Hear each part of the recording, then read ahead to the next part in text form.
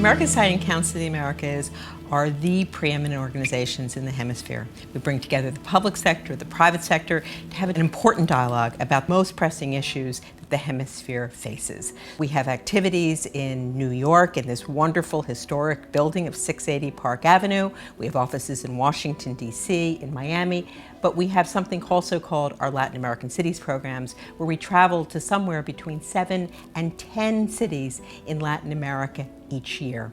This year, 2013, we will probably hold more than 230 public and private events where we will be able to combine amazing convening power of the public and private sectors with our ability to generate critical content.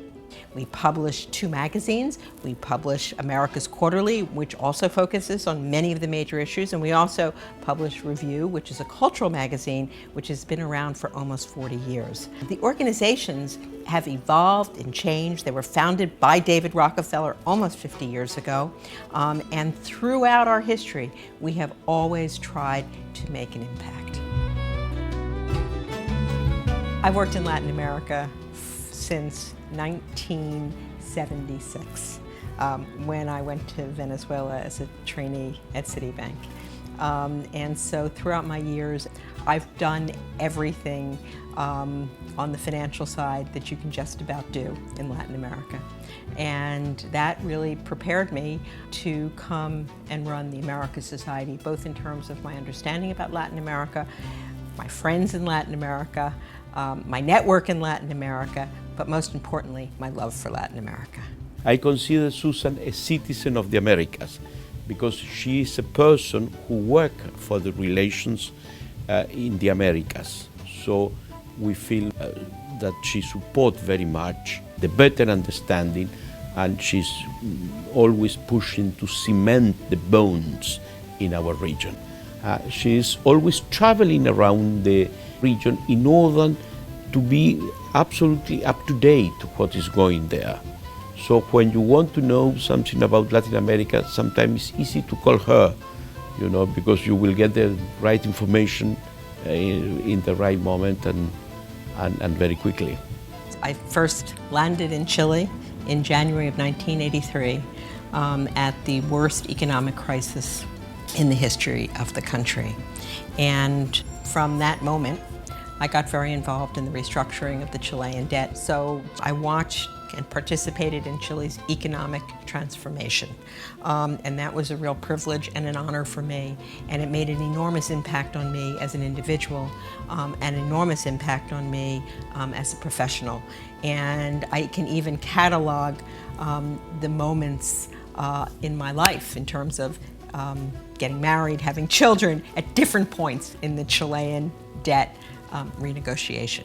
So to see Chile today in its final transformation to the most creditworthy country in Latin America is really something very, very special. And beyond that, over the last 35 years, I have developed an enormous respect for the country and the people, and I feel at home in Chile. I love Chile.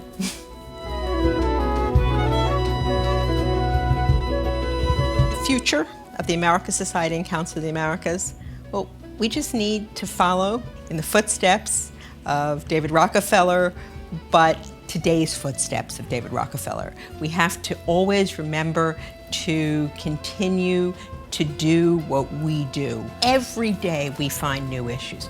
One of them is women, the economic empowerment of women. So we're taking that issue and we're turning that into a hemispheric women's network to support young women between 22 and 35 that have to make a decision to go into the workforce. It's a competitive issue for every single country.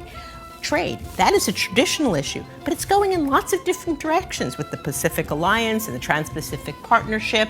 So we just have to keep doing what we do, but we always have to keep our eye on the ball, making sure that we are focused, we are delivering value to all of our members and all of our constituents. And if we do that, Hopefully, over the next 10 years, we will double in size again, but more importantly, that we will have a big impact in the hemisphere.